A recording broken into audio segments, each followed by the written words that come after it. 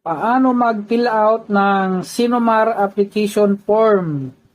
Okay, ang Sinomar ay kinukuha ng mga magpapakasal.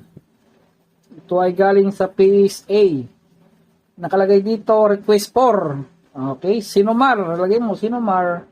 Tapos, kung ilang kopya dito, yan. Dito naman sa baba, requirements. Your valid government issued ID. Chikan mo. Kung mayroon kang SSS, lisensya, driver, o Philippine National ID. Chikan mo yan. Dito sa baba, if representative, valid government issued ID of representative. Ikaw nakukuha, kailangan ng valid ID mo. At nung ikukuhanan mo, kailangan mayroong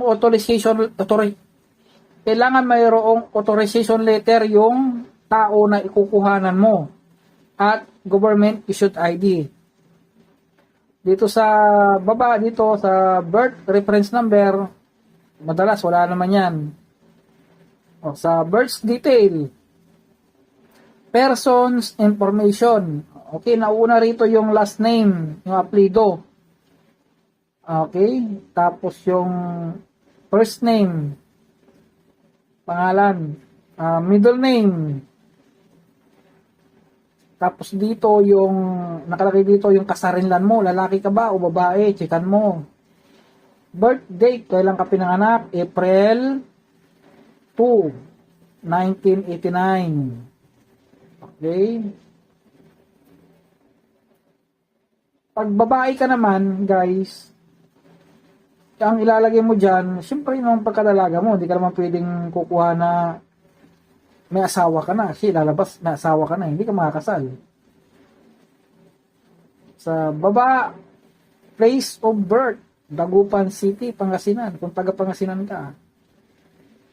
Tapos dito, yung pangalan ng tatay mo, last name, tapos yung first name niya, Leon, middle name niya, De La Cruz. Tapos yung nanay mo, nung dalaga pa siya, mother's maiden name. Bali, Mendoza, ang ano niya, yung first name niya, yung last name niya, kasi dalaga pa eh. First name niya, Conchita, Tapar, middle name niya. Okay? Dito sa purpose of your request, chichikan nyo. Hindi ko nalagyan ng check. Chichikan nyo rito kung saan mo gagamitin. Dito, dahil wala naman dito, hindi mo naman gagamitin mo santo. Gagamitin mo, ilagay mo rito sa others, wedding requirements. Ilagay mo rito. Yan.